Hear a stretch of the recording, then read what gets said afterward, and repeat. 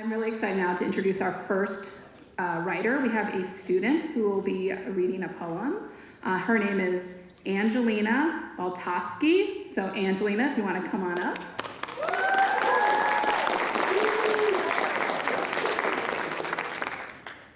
Hi everyone. Oh my God, this is really daunting. So this is a poem I wrote about the women in my life, and I very cleverly titled it, The Women in My Life. So this is that poem. I was 13 years old when I fully came into my own. According to biology and my family, I was a woman now. But was I? Am I now? Where does the border between childhood and maturity fizzle?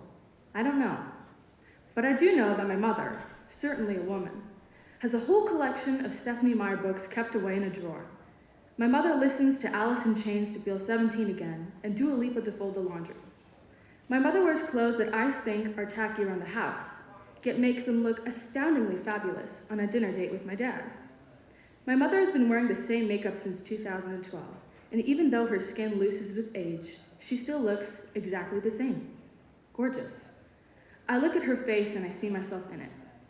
My mother likes to hear the trivial high school gossip I tell her. She says it keeps me young.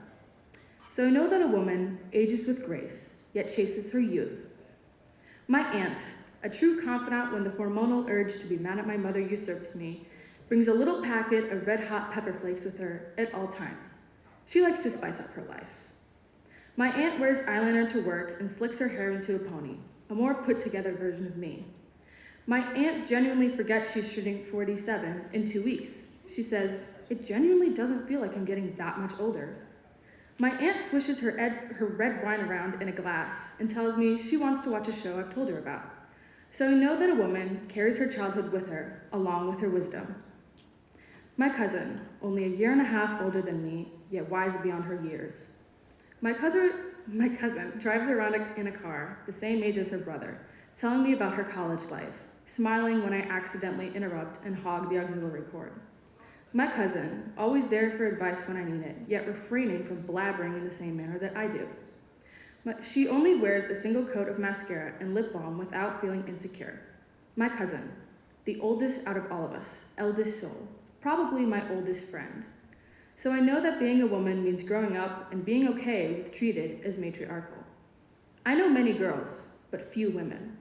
And even though all my best friends are all pillars of their gender and beacons of wonderful personality, they're all just still girls, garnering life into their pockets, waiting for the time when womanhood becomes them. Does it hit you like a truck or slowly creep up on you? I don't know. How much life do you need to live? I don't know. Are all women just girls wearing a skin-tight dress of someone older? I don't know. If you asked a woman who she is, how would she respond? I don't know. I think about my little sister, 9 years younger than me. She goes to me for advice, and I tell her about my experiences in the world. I listen when she babbles, and I always tell her to appreciate her youth while she's living in it. I do all the things a woman does, according to my own definition. But I don't feel like a woman. Not yet. I don't know. All I know is that I'm a girl and that I don't know anything. And all I know is that women are women, and that they might also not know anything.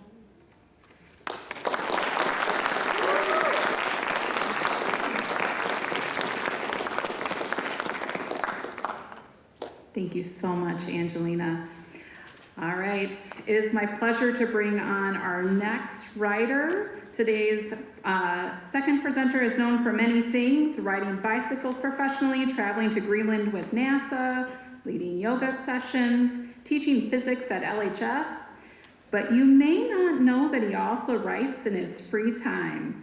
He's written a book, and he's written poems too. Please welcome the wonderful and tall Mr. Mark Buesing.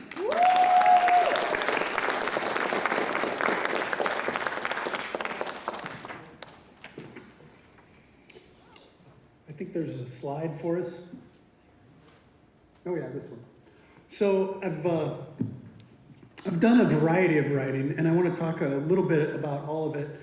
This summer I was contracted to write some articles for a website If you want a really nerdy treatise on how many calories do you burn while riding an exercise bike, I know where to point you. A long time ago, many years ago, I wrote a book on weight loss, the physicist's guide to weight loss, because I'm a math science guy.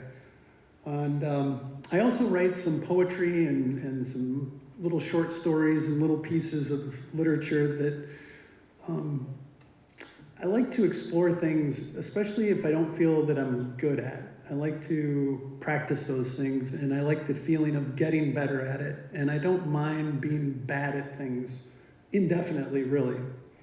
But I wrote, since I was up here last year and read a couple pieces of poetry, I wrote one or two since then, and I'd like to share this one with you.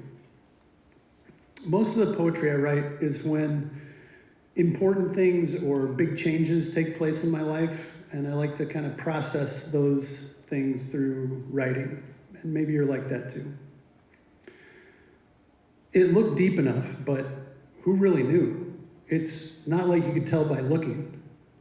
So I jumped in. Maybe it was reckless, but it was deep enough, and the current began to take me over sand and rocks, slowly at first, and then swiftly, the power growing stronger.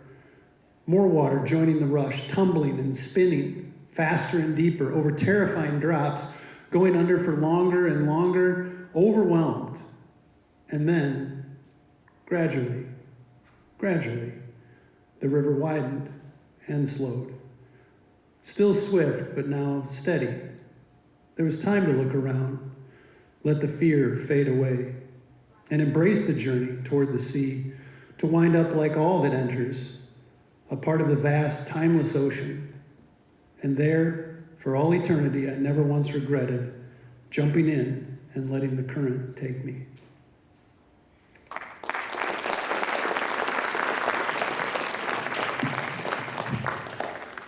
So like I said, I'm a math and science guy. And so on this slide, I included a formula down here for average. I'm sure you've calculated averages before. You simply sum the terms and divide by the number of terms. For example, if you write books, every book is going to get a rating, or everyone who reads your book is going to give it a rating, and you take all those ratings and divide by the number of ratings, and you get an average. It's like that. If you write poetry, you're going to write an average level of poetry, an average competence, an average score. You take tests, you're going to get average scores on those tests. It's just the way you can compute mathematical numbers for a collection of anything, really, whether it's writing or something else. But keep in mind that average means that half of what you write is going to be better than that, above average, but half is going to be below average. And sometimes that's hard to manage in your own mind, especially if the number is low. Like, for example, let's say the number of terms is 2. This denominator is 2. That means there's one that's above average and one that's below average. And it might be hard to deal with.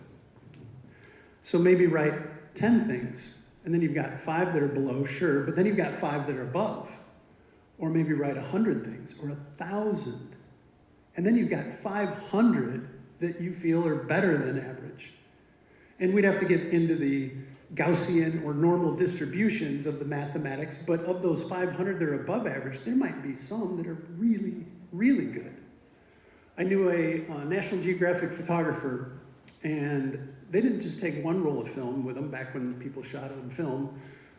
They took 100 rolls of film and shot thousands of pictures. And out of the thousands of pictures, even for an excellent photographer, there might have only been 1, 2, or 3 that were good enough to make it into the magazine. So if you're writing, don't get hung up on the averages or if it's below average. Just keep writing, and over time, you'll have a collection of things that you might like, that are above average.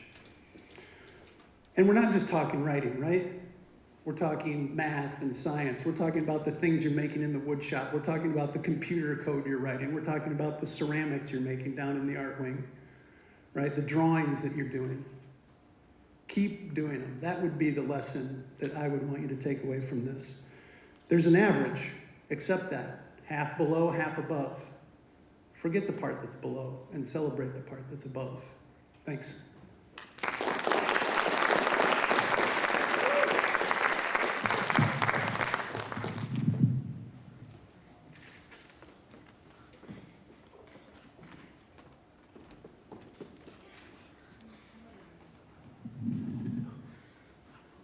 All right, on to our next presenter. Our last presenter today does not have as many credits to his name as Mr. Buesing, but he knows a lot about superheroes. And he kind of looks like Jim Gaffigan. And he writes stuff too, which means he's welcome on our stage. Please give a round of applause to the marvelous Mr. Craig Schmidt.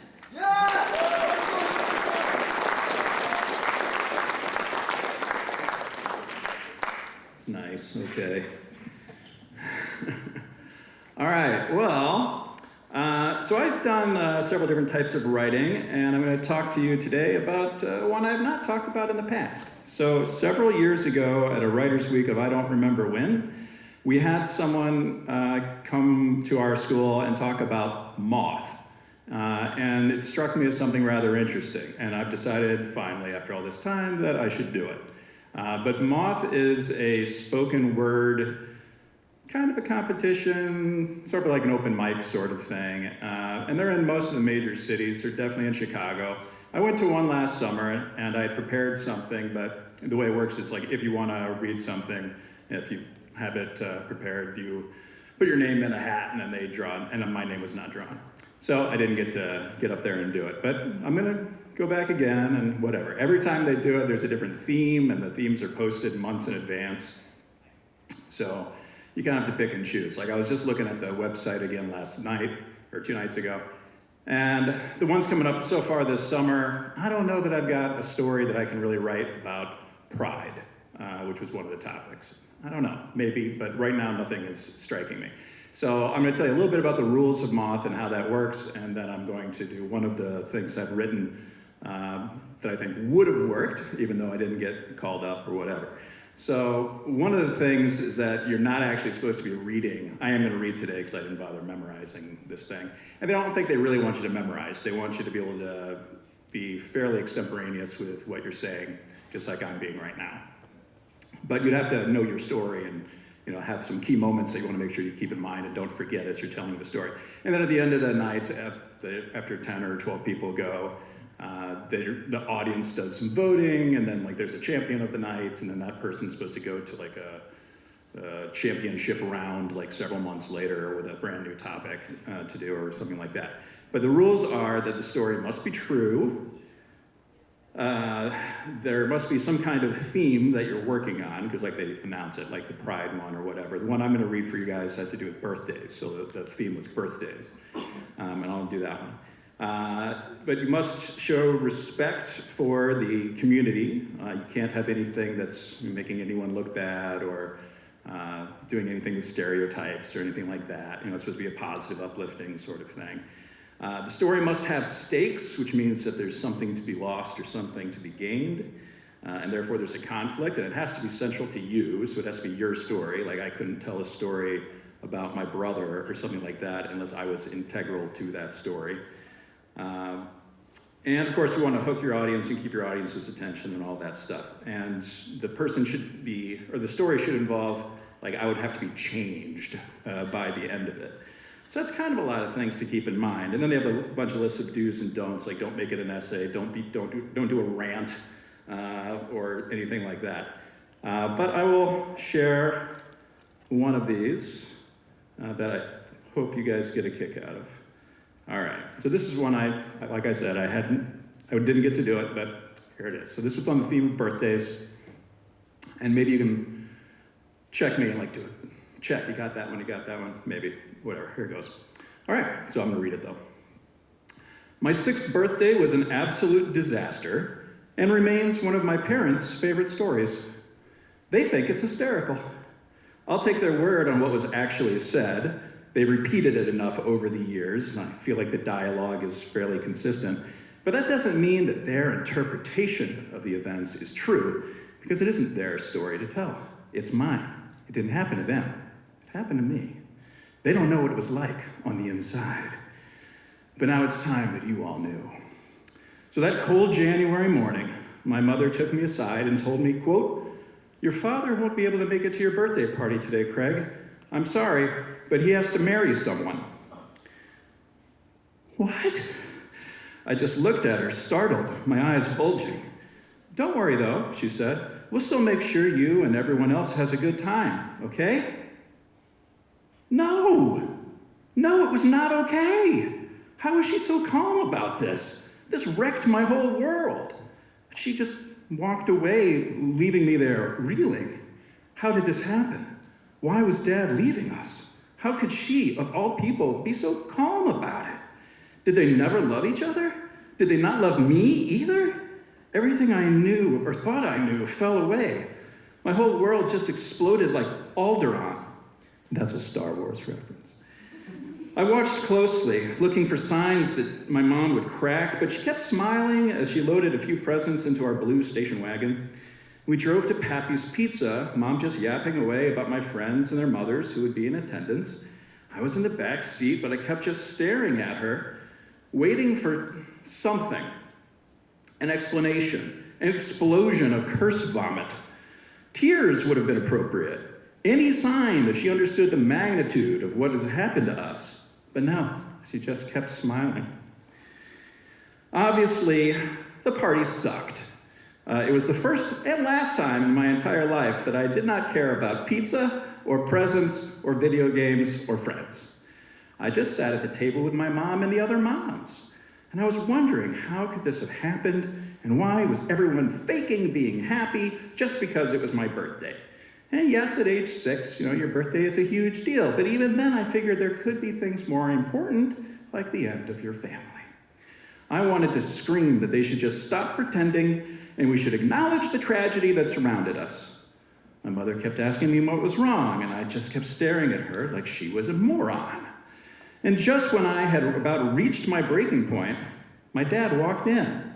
He gave my mom a kiss on the cheek, and he wished me happy birthday. And he sat down, and I said, "What are you doing here?" And he said, "It's your birthday. Of course I wanted to be here." "But," I started, "didn't you just marry someone?" He nodded. "Yes, but it usually doesn't take that long." Usually? How many times had he done this? Now, I should probably mention what I did not know at the time, and what everyone else obviously did know, which is that as a minister of the Episcopal Church, it was my dad's job to marry people, as in he officiated the weddings. Do you take this man to be like, what, all that? But I didn't get that. I was only 6.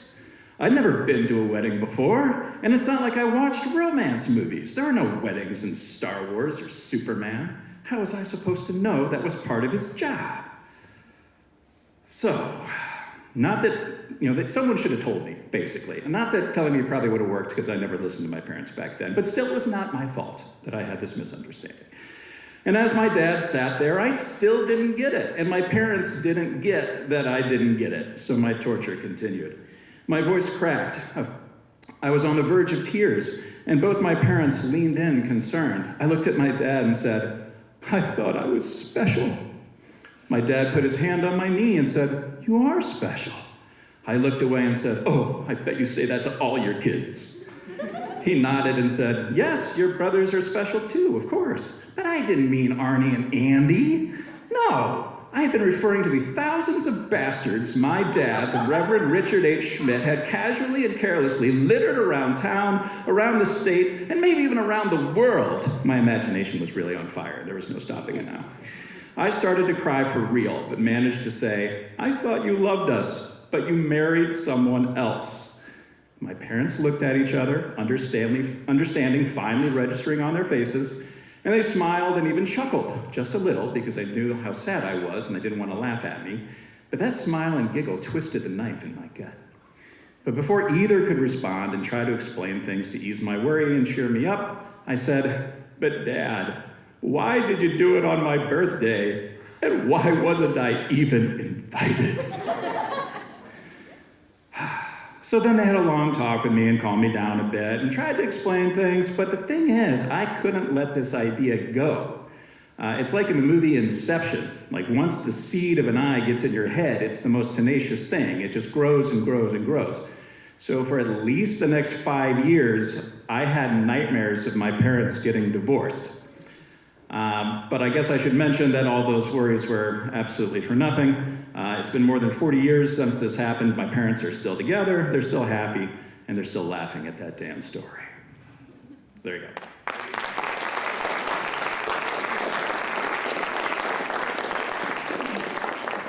So when I decided to write that, the one thing I had to really figure out was when was I going to let the audience know that my dad was a minister? Because, in order for, I figured, and maybe I'm wrong, but I figured that for the audience to really appreciate the story, they had to see it from my point of view for at least a while, right? But then at some point they have to be let in on the gag.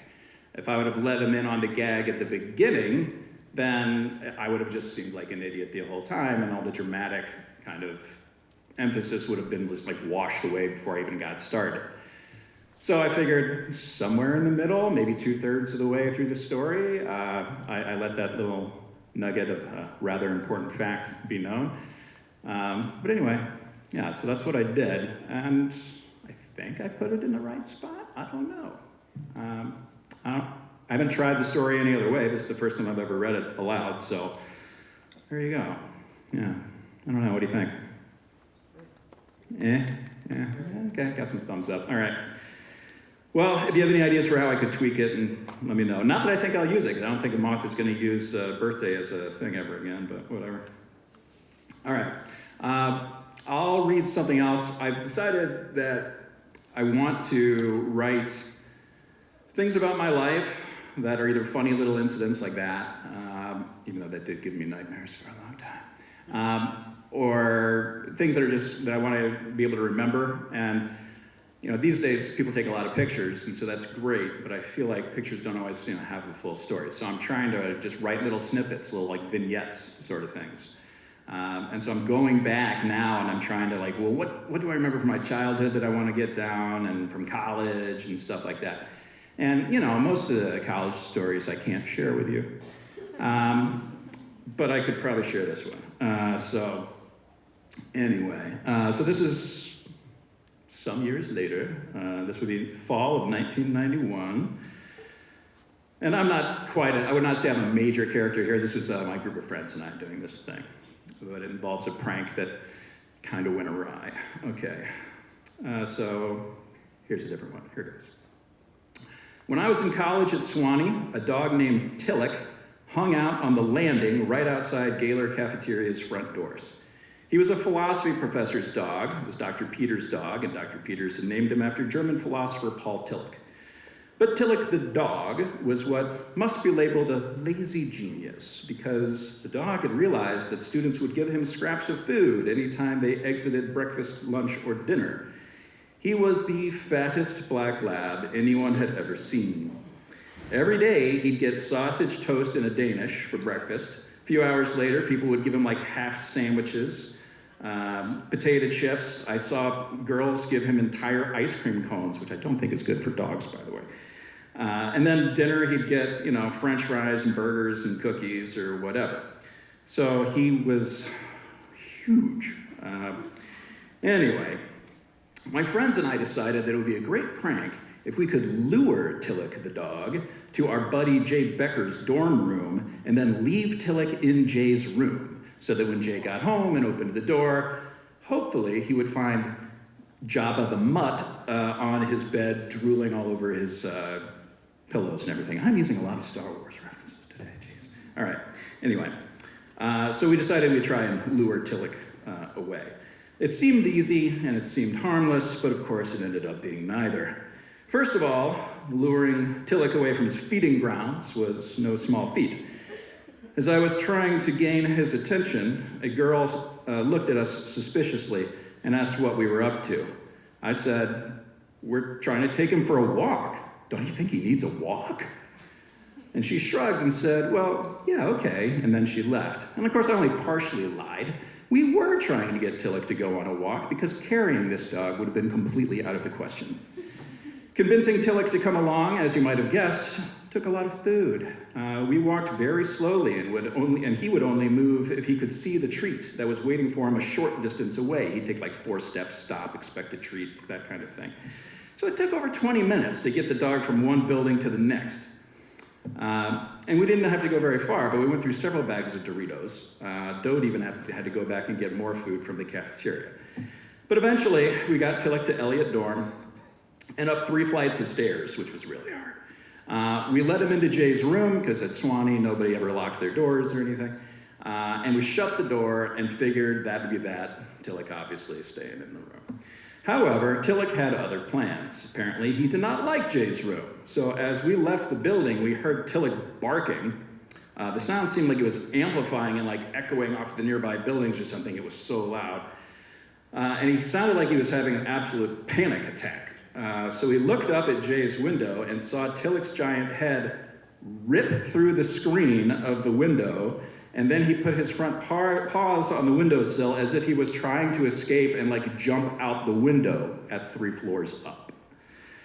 So, all 10 of us, these are the guys in my pledge class, we all shouted some obscenity or another and sprinted back upstairs. We were there in no time.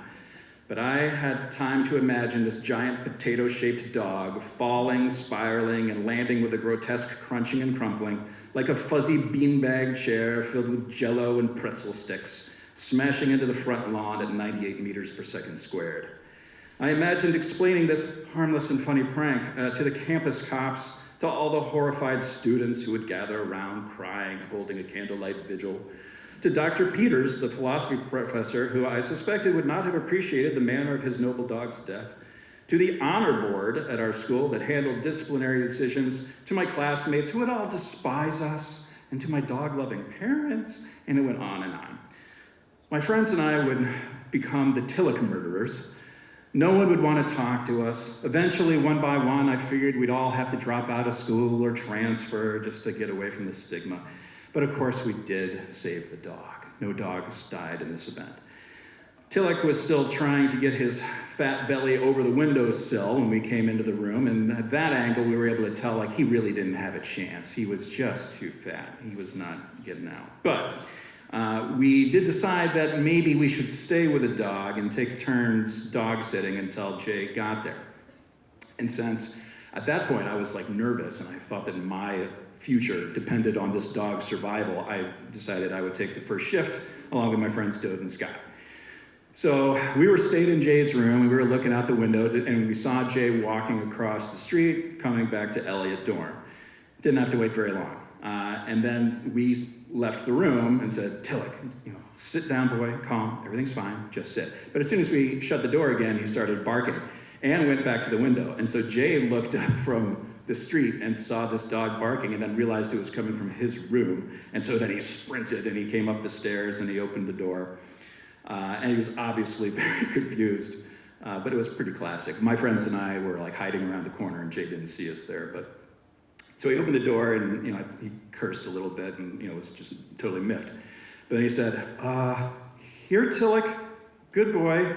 And that was really all it took because Tillich clearly was sick of that room. So he left on his own, moving much more quickly than he ever did during our journey to get him up there.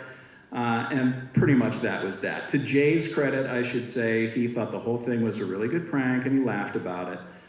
But you know what? He never did get that screen replaced. He kept asking for us to do that and we never fixed it. So I don't know if it ever did. To this day, that room may be lacking a screen. I don't know. There you go.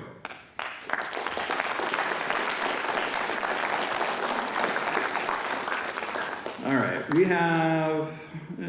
still have like 10 or so minutes. We're going to do a Q&A, but do you want to do it, I don't know, what do you guys want to start doing Q&A between Mr. Buesing and myself now, or do you want to, I don't know if I've got something really short I could share. I don't know, hold on.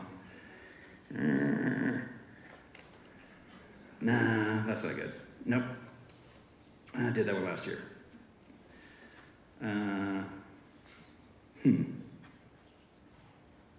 This one's kind of long. yeah, I don't know. I don't think I have anything that's probably quite short enough. I mean, I do have this good story about getting arrested in 8th grade, but yeah. The long and short of it was I got arrested for forgery because I think even in 8th grade I really wanted to be a writer. I just didn't know how to do it. So I got arrested for forgery and had to do 20 hours community service. My dad, the minister, was not very happy with me. Yeah. Okay, I guess we'll do a Q&A. I don't know what else to do. All right, yeah. Okay. All right, well, hopefully you guys can ask Mr. Buesing and myself some questions. You're going to take that one? Yeah. All right, are there any questions in the crowd right now? I have some of my own, but I'll first look to see. Yes, right there. What's your question? Nice and loud. This is a question for Mr. Mark. How's I guess it could apply to you, Mr. Schmidt. Like, how does writing rec letters, is that any different than your writing process normally outside of school and stuff like that? Or just tell me about it. I have a confession to make. One year I wrote 60 rec letters, and it was too much, and I decided to make templates for about 12 archetypes of students. And so now I basically have 12 templates that I can try to shoehorn people into. They get tweaked. They're individual. Trust me, if any of you are out there that I've written a letter for in the last number of years, it is an individual letter, but at least I have some starting point for the majority of what's in those letters. So it's very different, yes. I've never had to write that many recommendation letters ever. Never anything close to that. So congratulations on winning. I think it's a win for me because I didn't have to. Okay, yeah. Anyway, I don't have a template exactly, but I've learned that I think the way that we're supposed to write them has changed in recent years.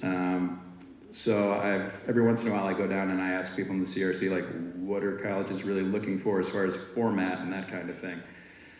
So over the years, my whole thing is adapted, but you're always trying to get out, you want to hit several things. You want to set citizenship or personality and that kind of thing. And I don't know, but I feel like I have a checklist where I want to make sure I touch on all these things so that the student seems well-rounded and where they excel, and you got to use a specific incident, whatever. So anyway, yeah, there's a process you use, but it is individualized. Even if you might have archetypes, I'm sure it's individual. It's got to be individualized, yeah.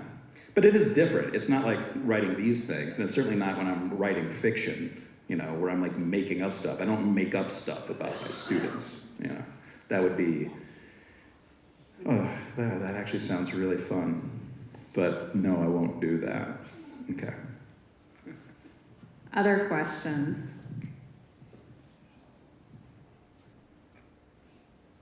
Yes. About the job, whatever happened. Tillich survived. I'm sure he's dead now because that was back in 1991. And really, the dog looked like he could have had a heart attack at any time. He was still alive when I graduated, though. So I know we didn't do it. My friends and I were not responsible in any way for that dog's eventual demise. Yeah. But seriously, he just sat on the steps, and it was kind of gross. But everybody loved him. Yeah.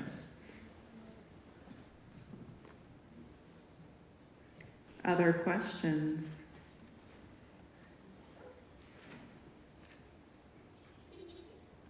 If not, I'll just tell another story. Yeah, I've got a question. I want to know a little more about your revision process for both of you. After you have that first draft, what are your steps when you begin revising? Mine are never done. I'll go back when I was pulling up poems for today, or the poem that I read today. I pulled up one from years ago, and I went through it again. I just can't stop. So mine are never done. The articles I wrote, eventually they get set out and published. Books have dates that they have to be done by, but if I could, I would it would be a living document, like a Google Doc, and I would just change it all the time. I'm never satisfied. That's more of a personality disorder than, than any part of the writing process, I think. But it's okay to be like that. I mean, I'm okay. I accept that in myself. That, and I like going back to, especially poetry, because time and space give you a different perspective, and sometimes it's nice to tweak things with a different eye. I agree that I'm always going back and revising, and I feel like it's the same thing with, from what I understand from professional filmmakers, the film is never complete. It's just like what gets turned in at the time it needs to get turned in, but filmmakers always wish they could go back and redo things. And that's why, sometimes 10 years later you'll have a director's cut or something like that. But even then it's not quite the same. It's still not finished. They'd still want to tweak even more things. And if you feel that way when you turn in papers, that's normal, because you know that, eventually you can come up with another idea, or you could do a turn of phrase and make it better. If you went back and read stuff that you read several years ago, you'd be like, oh, I wish I could rewrite this, No, that's just a process. So you're always wanting to change. When I'm writing things, I guess more so probably when I'm writing fiction, like when I wrote this novel, which is yet to be published because I haven't even tried really. But for years, I would just go back and rewrite it every summer. And then I got sick of it, and I haven't looked at it for a couple of years now. But just changing little things, like the way I would do a sentence. But I do the same things that I hope my students do, and I try to get them to do this when they're doing a major essay, that once they have it written, they should go through and really look at the sentences and make sure everything flows, and use different sentences of different lengths, so that you have some sentences that are maybe really long and involved and go into great detail, and then some that are shorter or whatever. I try to put in rhythms to certain parts of it, or like a little bit of alliteration here or things like that. So all the things that we teach you guys, I do try to use those. I don't think I've got it in that thing about the dog, because I just wrote that like 2 nights ago and I didn't have time to really revise it. Although there was the one sentence about my imagining the dog like falling out of the window. That was like a long, complicated sentence that went on and on with a lot of imagery. So like I was able to get that in for the first draft. But if I were to go back and revisit that, I no doubt would change it, and I'd add in more rhetorical schemes, or more imagery, similes, metaphors, all that jazz. But that stuff doesn't always come to me on the first draft. So like I have to go back and like really, how can I tweak that to make that sound better, or to like create a rhythm in it or something like that, which sounds really nerdy. So I appreciate the question. Yeah. I'll just add that I also use in the revision process, or even in the writing process, Rhyme Zone, which is a brilliant little website, thesaurus.com. And then there's one called Syllable Counter. So you put your writing in there, and it just counts the syllables in every line and helps you with that meter and helps you with those revision processes. And I need a different word here, I need a different phrase there. So there's a lot of nice tools to use nowadays that just weren't available before. Thank you. Any other questions from the crowd?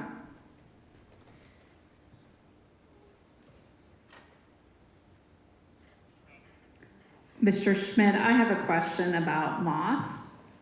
Which superhero would win a Moth storytelling contest?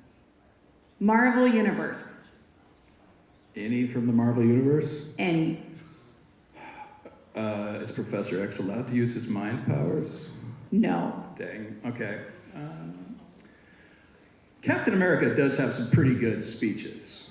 I mean, and I think those are off the cuff. So I feel like Cap would be pretty good. I don't know who else.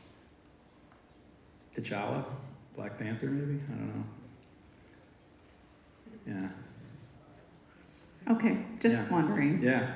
Cap gives all the best speeches, I feel, in the movies anyway, so.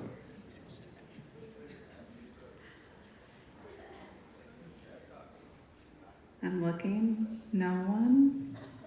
Well, I can tell another short story. How much time do we have? We got We have 2.5 minutes? Two All and a right. half. I'm going to tell you about the time that I started a riot in my college years. Okay. So every year, all 4 years I was in college, we would go down to New Orleans for Mardi Gras. I do not recommend this. It gets really crazy. It got worse and worse every year, but I couldn't help but go because of the incredible people watching. But the last year I was there, there ended up being a riot on Bourbon Street, and I did kind of start it. But it wasn't really my fault. All right, so anyway, what happened was there was a guy who was trying to get into a bar, and so he climbed up the balcony, onto a balcony, to get into the bar because the bar had shut its doors, so it was too crowded. But the whole street of Bourbon Street was super crowded. No one could even move. We were packed in there like sardines. It was terrible. This guy climbed up though, and like everyone was like laughing and clapping, like, hey, that was funny. Except bouncers came out and beat the crap out of this guy, like really beat him, to the point where he was trying to jump off the balcony just into the crowd to escape, and they put him down and they like pantsed him and they started kicking him in the ribs, and it was awful. Like this guy was getting really, there was blood. It was bad. And the really weird thing was the crowd in the streets of New Orleans became completely silent, which was not a good sign. Like everyone just stopped and we were watching this happening.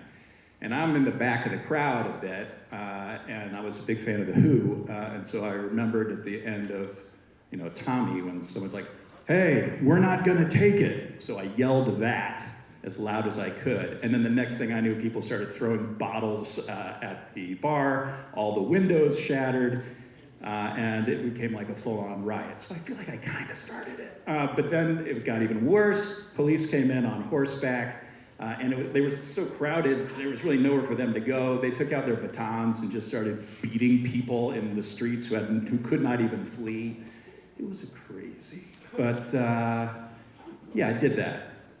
Yeah, that was me. All right. And I just, I can check that off my bucket list, Started to rhyme. Thanks, Mr. Schmidt. Can we give a round of applause again to all of our writers today? Thanks, everyone. You were a great crowd.